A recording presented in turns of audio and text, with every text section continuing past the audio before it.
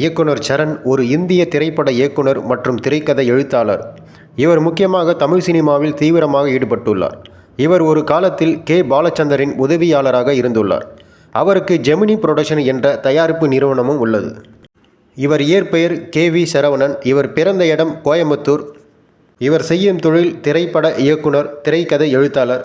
மனைவி பெயர் ஷோபா. இவரது பிள்ளைகள் சஞ்சனா, சஞ்சித். சரணின் தந்தை டி. குழந்தைவேலாயுதம் தேர்வுகள் இயக்குனரத்தில் பணிபுரிந்தார். மேலும் அவரது உறவினர்கள் பலர் ஆசிரியராக உள்ளனர். அவர் கலை மற்றும் கைவினை கல்லூரியில் காட்சி தொடர்பியல் டிப்ளோமா முடித்து ஜவுளி வடிவமைப்பில் பயிற்சியாளராக ஆனார். சரவண் ஒரு வருடம் பயிற்றுவிப்பாளராக பணியாற்றினார். இந்த நேரத்தில் கே. பாலச்சந்தர் கலை இயக்குனராக இருந்த மோகனா என்ற பெண்மணியிடம் சில பணிகளை செய்தார். கே.பி. மற்ற அனைவரையும் விட சரண் போற்றிய இயக்குனர் இந்த உறவுதான் தன்னை அடைய முக்கியமாக இருக்கும் என்று சரண் நம்பிக்கை வைத்தார். கே.பி. புது அர்த்தங்கள் 1989 படத்தை எடுக்கும்போது அவருக்கு உதவி இயக்குனராக சேர்ந்தார்.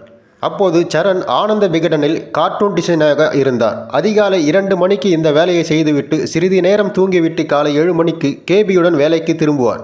இறுதியாக கே.பி.க்கு உதவுவது மிகவும் கடினமாக இருந்ததால் சரண் கார்ட்டூன் டிசைனராக வேலை செய்வதை கைவிட்டார். பின்னர் சரணிடம் முதல் படம் நடந்தது. ஒரு குறிப்பிட்ட நபருடன் நிச்சயதார்த்தம் செய்து கொண்ட ஒரு பெண் வேறொருவரை காதலித்தால் என்ன நடக்கும் என்று யோசித்து கொண்டிருந்தேன் என்று அவர் விமர்சித்தார்.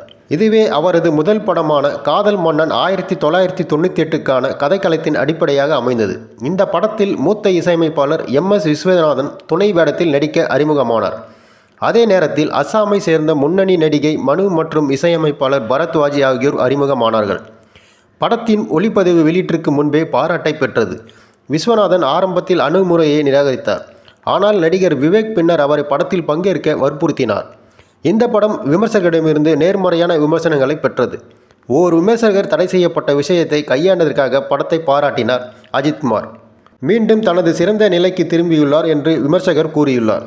அதே நேரத்தில் மனுவின் நடிப்பு மற்றும் பரத்வாஜின் ஒளிப்பதிவு வெற்றியை பாராட்டினார். படம் பாக்ஸ் ஆபீஸில் நல்ல வரவேற்பை பெற்றது. சரண் மற்றும் அவரது மனைவி சுபாவுக்கு சஞ்சனா மற்றும் சஞ்சித் என்ற 2 குழந்தைகள் உள்ளனர்.